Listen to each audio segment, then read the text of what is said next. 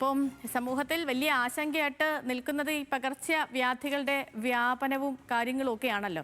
അപ്പോൾ അതിൻ്റെ ഒരു അപ്ഡേറ്റ് എടുക്കാം. നിപ ബാധിച്ച് കോഴിക്കോട് മെഡിക്കൽ കോളേജ് ആശുപത്രിയിൽ ചികിത്സയിലുള്ള 43കാരൻ്റെ ആരോഗ്യനിലയിൽ മാറ്റമില്ലാതെ തന്നെ തുടരുകയാണ്. സർക്കാരിൻ്റെയും ICMRൻ്റെയും മാനദണ്ഡപ്രകാരമുള്ള ചികിത്സ രോഗിക്ക് നൽകി വരുന്നുണ്ട്. രോഗലക്ഷണങ്ങൾ കണ്ടതിനെ തുടർന്ന് ഒരാളെ കൂടി നിരീക്ഷണത്തിനായി ആശുപത്രിയിൽ പ്രവേശിപ്പിച്ചു. അതേസമയം സംസ്ഥാനത്ത് ഷിഗല്ല രോഗബാധിതരുടെ എണ്ണം വർദ്ധിക്കുന്നുണ്ട്. ഇന്നലെ 8 പേർക്കാണ് രോഗം സ്ഥിരീകരിച്ചത്. സംസ്ഥാനത്ത് ഇന്നലെ മാത്രം പകർച്ചവ്യാധികൾ പിടിപെട്ട് 4 മരണവുമുണ്ടായി. സനിസ വിവരങ്ങളുമായി നമുക്കൊപ്പം തിരുവനന്തപുരത്ത് തത്സമയം ചേരുന്നുണ്ട്. സനിസ, ഗുഡ് മോർണിംഗ്. എന്താ സനിസ, നമ്മുടെ ഒരു പൊതുവിലെ ഒരു ആരോഗ്യ അവസ്ഥ എങ്ങനെയാണ് സംസ്ഥാനത്തിൻ്റെ?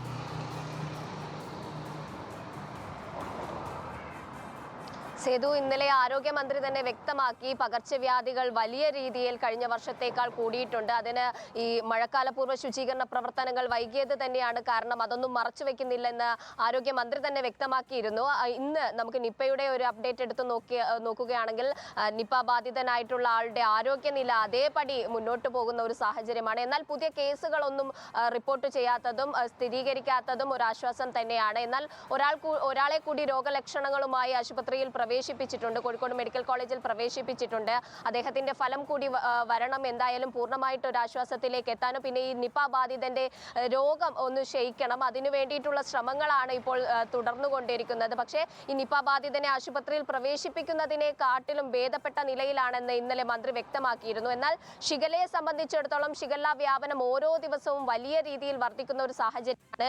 ഇന്നലെ തന്നെ 8 പേർക്കാണ് ഷിഗല്ല സ്ഥിരീകരിച്ചത്. ഇതോടുകൂടി ഈ മാസം മാത്രം 79 പേർക്ക് ഷിഗല്ല സ്ഥിരീകരിച്ചിട്ടുണ്ട്. മറ്റ് പകർച്ചവ്യാധികളും വലിയ തരത്തിൽ വ്യാപിക്കുന്ന ഒരു സാഹചര്യമാണ്. ഇന്നലെ മാത്രം 8 മരണമാണ് റിപ്പോർട്ട് ചെയ്തത്.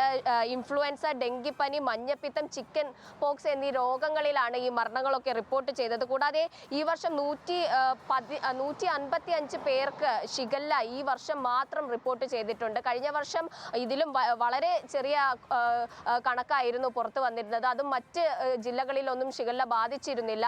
ഈ ഒരു വർഷമാണ് വലിയ തരത്തിലൊരു വ്യാപനം ഉണ്ടായത്. 5 മരണവും രേഖപ്പെടുത്തിയത്.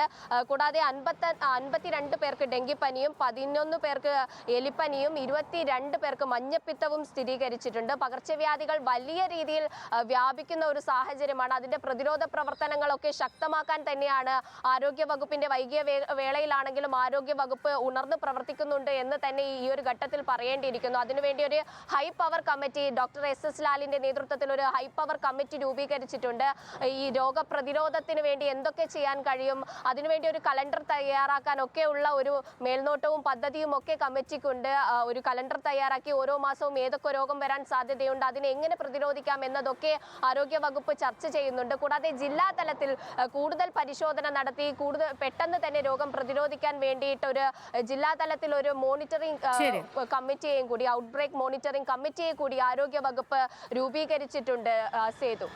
ഓക്കെ, ശരി സനിസ.